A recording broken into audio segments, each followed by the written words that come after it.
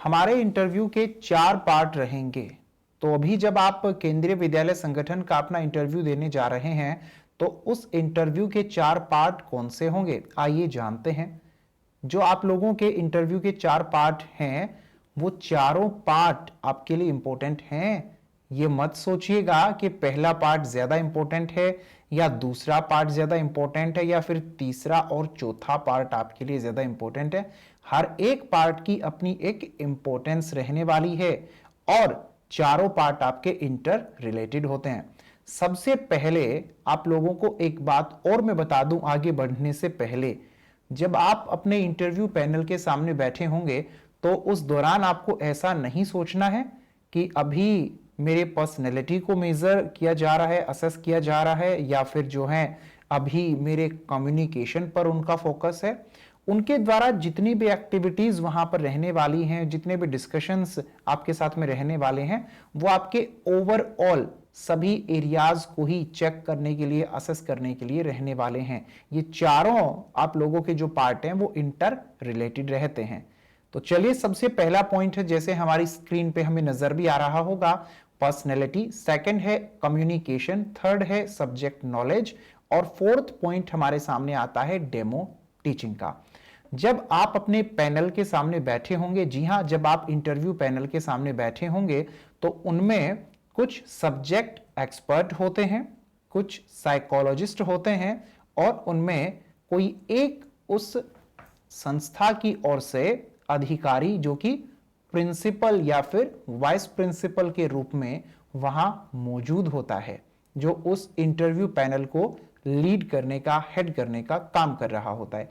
तो जब आप अपने पैनल के सामने बैठे हैं तो वो सभी व्यक्ति अनुभवी होते हैं और आज से पहले उन्होंने अपनी जिंदगी में शिक्षा संबंधित जिस भी प्रकार के जो भी अनुभव लिए हैं, जो भी समस्याएं उन्होंने देखी हैं, उनके आधार पर ही वह आपको भी जांचने, परखने और आपके विचारों को समझने का प्रयास करते हैं। तो आपकी पर्सनैलिटी कैसी होनी चाहिए, आपका कम्युनिकेशन कैसा होगा, सब्जेक्ट नॉलेज आपको कैसी रखनी है, और डेमो टीचिंग जो कि आपके इंटरव्यू का मोस्ट इंपोर्टेंट पार्ट अब बन चुका है, इसे आप कैसे करेंगे। तो हम चलते हैं पर्सनैलिटी की ओर, व्यक्तित्व की ओर।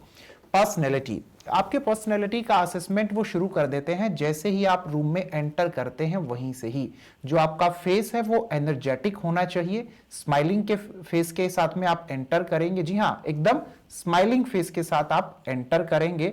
और आपका जो ड्रेस कोड है वो मैंने आपको एक वीडियो के माध्यम से बताया भी है कि कैसा होना चाहिए, ड्रेस का आप ध्यान रखेंगे। उसके बाद में जब जाकर के आप बैठ जाएंगे, अपनी चेयर पे आप बैठे होंगे, आपसे डिस्कशन चल रहे होंगे, तो आप क्या बोल रहे हैं, किस तरीके से बोल रहे हैं, आपकी सोच क्या है, आपका एटीट्यूड क्या है, ठीक है, उससे ओवरऑल वो आपकी पर्सनैलिटी को असेस करने का काम करते हैं। तो पर्सनैलिटी का इंटरनल और एक्सटर्नल दोनों फैक्टर पे उनका फोकस रहता है। हमारे सामने बात आती है कम्युनिकेशन को लेकर के, संचार को लेकर के। आप एक अच्छे टीचर तभी बन सकते हैं जब आपका संचार बेहतर होगा। आपके क्लास में चाहे कैसा भी कोई भी बच्चा बैठा हो, आप उस बच्चे को तभी अच्छे से पढ़ा सकते हैं जब आप उसके साथ अपना कम्युनिकेशन बेहतर बना पाएंगे। तो वहां पर वो ये भी देखेंगे कि आपके द्वारा जो शब्द कहे जा रहे हैं, जिस भाषा का आप इस्तेमाल करते हैं, आप उसकी कितनी समझ रखते हैं, कितने अच्छे से आप सामने वाले पर्सन के साथ कम्युनिकेट कर पा रहे होते हैं। तो लैंग्वेज पर आपकी कमांड बहुत अच्छी होनी चाहिए और आपके द्वारा जो भी बातें कही जाती हैं, ठीक है, उन बातों को आप सामने वाले को सिर्फ कह नहीं रहे हो बल्कि उसको समझा पा रहे हो। सामने वाले तक अपनी बातों को सिर्फ कह देना, ये होता है इंफॉर्मेशन देना, और सामने वाले को अपनी बातों को समझा देना, ठीक है, ये सही मायनों में आज की डिमांड रहती है। तो वो ये देखेंगे कि जब आप सामने वाले पर्सन तक अपनी बातों को पहुंचाते हैं, जो कम्युनिकेशन वहां पर हो रहा है वो किस तरह से आप करते हैं। अब हमारे सामने पॉइंट आया सब्जेक्ट नॉलेज का। जब आप टीचर के रूप में सिलेक्ट किए जाएंगे तो कोई ना कोई सब्जेक्ट तो आपको पढ़ाना ही होगा, और जो सब्जेक्ट आप पढ़ाएंगे उस सब्जेक्ट की आप कितना नॉलेज रखते हैं। हाँ, आपके रिटन एग्जाम के माध्यम से भी वो आपकी नॉलेज को चेक कर चुके हैं, बट इंटरव्यू में भी आपके जो सब्जेक्ट रहते हैं उनसे रिलेटेड आपकी नॉलेज को चेक किया जाता है, वो भी आपको तैयार करके ही जाना होगा। और लास्ट पॉइंट आता है डेमो टीचिंग का।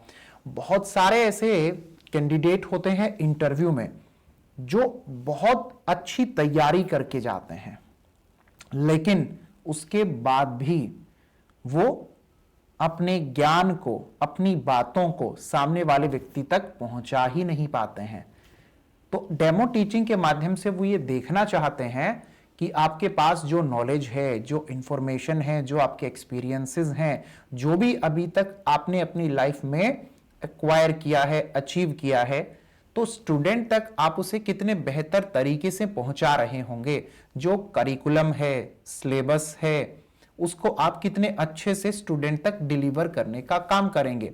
आप किसी और क्षेत्र में तो नहीं जाना चाहते थे और जबरदस्ती कहीं आप टीचर आज बन रहे हो, तो इससे तो बच्चों का नुकसान हो जाएगा। आपके अंदर एक टीचर वाला एटीट्यूड ही नहीं होगा, टीचर वाली अप्रोच ही आपकी नहीं होगी। तो वो ये देखना चाहते हैं कि जिसे हम सिलेक्ट कर रहे हैं क्या वो वाकई में टीचर बनने के लायक भी है। जिसे हम सिलेक्ट कर रहे हैं क्या उसके अंदर अच्छी टीचिंग स्किल्स हैं भी या नहीं है। तो डेमो टीचिंग आप लोगों के इंटरव्यू का मोस्ट इंपॉर्टेंट पार्ट होगा। मैं उम्मीद करता हूं कि आप personality, communication, subject knowledge, demo teaching, इन चारों पॉइंट पे काम करेंगे और एक अच्छा इंटरव्यू देकर के आप आएंगे। The teacher